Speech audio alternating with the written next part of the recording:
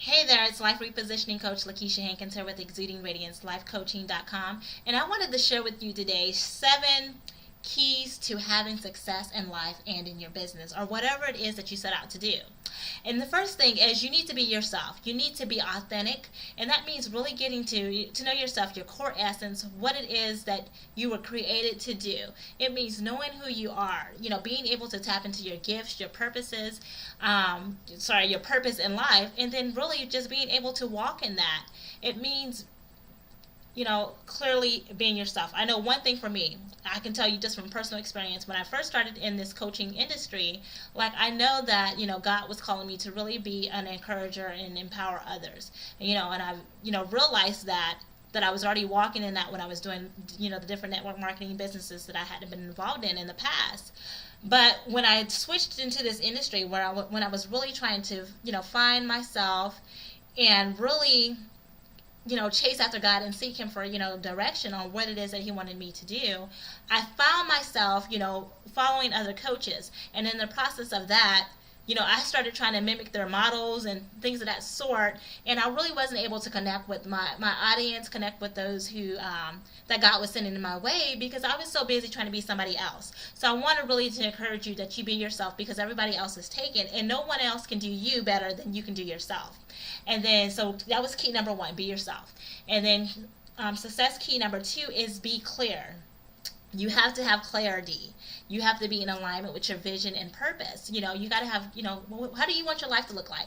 What do you want your finances to look like? Your relationships? Do you want healthy relationships? Your business. You be clear where it is that you're going with your business. You just don't wake up and say, I think I want to start a business. You have some clarity, have a vision and purpose for that business. Be able to clearly, identify it. So that way, when opportunities or distractions come your way, you'll be able to say no, or, if they're not in alignment with your vision or purpose. And you have some, also clarity in your finances, because I'm meeting so many people, and I've been here myself where my finances were a hot mess, and it was because really I didn't have any clarity. I was spending money all over the place, spending just because, sliding my debit card whenever I wanted to. So you got to be able to have some clarity, especially in your finances. And that shows also too, how much value you have, your relationship with your finances, as well with other things, $10 here, and, just being mindful of how you're spending your money and tracking it, because that $10 a month that you're spending here or swiping for there, adds up.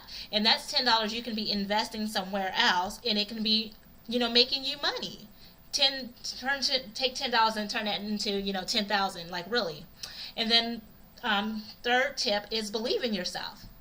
Know that it is possible for you to have that life that you want, whatever it is that you desire, that God wants to give you the desires of your heart, but you have to be obedient, of course, and really truly make sure you're walking in your purpose. And then also, you can't make excuses. You can't make excuses that you're too busy or you don't have enough money. Those are the 2 number excuses that I currently hear when someone says they're ready to take their life to the next level, that they don't have enough time and they don't have any money. And the real thing is, it boils down to you making a decision, to not make any excuses. Because there are people that I've met that were able to start their businesses out of the trunk of their car.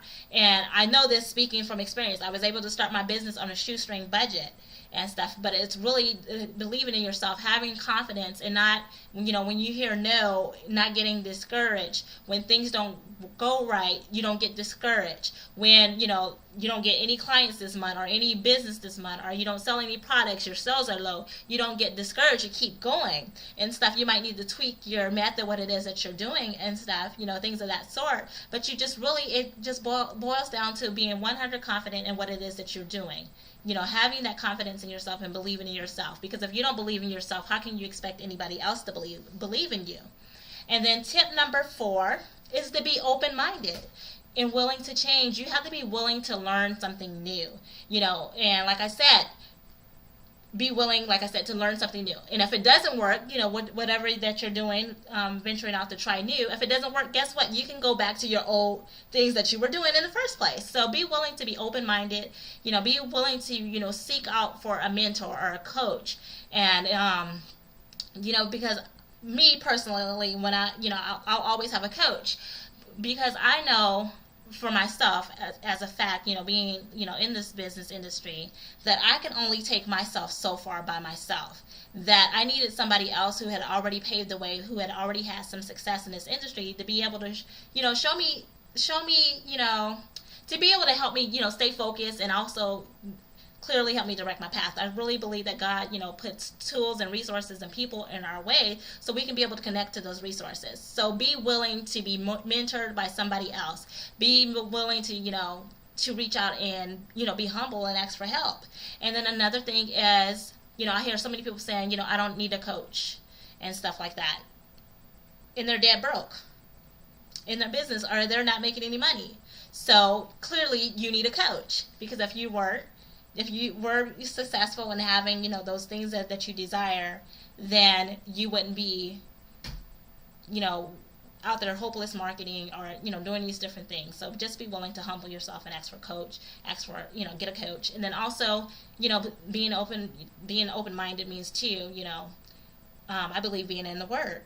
Being able to, to study the Word of God, clearly making sure that everything that you do is in alignment, with God's will and His purpose for your life. And then also, personal development. Always reading books and always feeding your mind, being careful what it is that you're feeding into your mind. So always be willing to grow, be open-minded. And then tip number 5 that I have for you is to be giving. I think we should, freely give, because it's going to come back to us. But also, as far as giving, it goes to paying yourself. If you have a bad relationship with your money, then you're probably not paying yourself first, is one thing. And then you're also not giving, your 10%. You should be giving 10%, and then also 10% to yourself. But if you have this horrible relationship with your money or your mindset, and you have this poor, mindset reality, and you're looking at your bills and your finances, and you're thinking, what, no, this is not possible. How can I give myself, 10%, and, also give 10% when I can barely make ends meet? It also goes back to, having faith and also believing in yourself and being open-minded. You have to be willing to give. And then I'm also meeting people, too, who have trust issues, in their business. I believe in also being able to outsource responsibilities. You don't have to be the key person, the person in charge of everything. You have to be willing to, let some stuff go so that you can, clearly, grow and really stay in your lane. Like me, for example, I'm by my career, I got my degree in accounting, so I can clearly do my own taxes and budget my own books and stuff. But I don't want to do that. I'd rather spend my time, really coaching my clients, being effective for them, and making sure that I'm, continuously feeding my mind, that I can, clearly guide them, and that I can be effective in what it is that I'm doing. So I will gladly outsource, my accounting to my accountant, and she does great with it, and I trust her with my books, but I still oversee it. I still oversee, whatever it is, that she's doing. And so you also have to have that knowledge of, to know what you're looking for when it comes to your finances. But if you have a great accountant, she should be able to, also, or he or she should be able to also walk you through that. So you have to be willing to, trust others, be able to delegate, and be able to, give freely, and also not expect anything in return. Just be able to have a giving heart. And then number 6, I want to encourage you to be committed. Stay focused on what it is that you're doing. Don't give up. I don't care how long it takes you to do it. You don't need a plan B, especially if plan A is where you're supposed to be at. You have to just be willing to, stay committed, be there 100%, just go all in, or, nothing else. Like as if your life your life depends on it. You got to have the will and gut, 100% being confident in yourself, and just stay focused and never give up on your dreams. Okay. So, and then also, that goes to when you have systems in place. I know when I first started my business, I was all over the place. I did not have any systems in place. So having a coach has definitely, helped me with that as well. In my, in my business, being able to stay organized, keep my thoughts together, because I have so many ideas and so many visions that, God has given me with this business, that where it's going to go. But I know that everything has its time and its place and its, perfect opportunity. And just remembering to stay focused and stay committed, and know that, the sky is the limit, and just never, ever give up. regardless of how many naysayers you say you have. Like I said, when the sales are low, don't give up and just stay focused and stuff, because some dreams, they don't happen overnight. And then also, my last tip that I want to share with you is being balanced. And what being balanced means, like if you're starting a business or whatever it is that you're, getting ready to do, sometimes you have so much energy and so much passion to want to do this.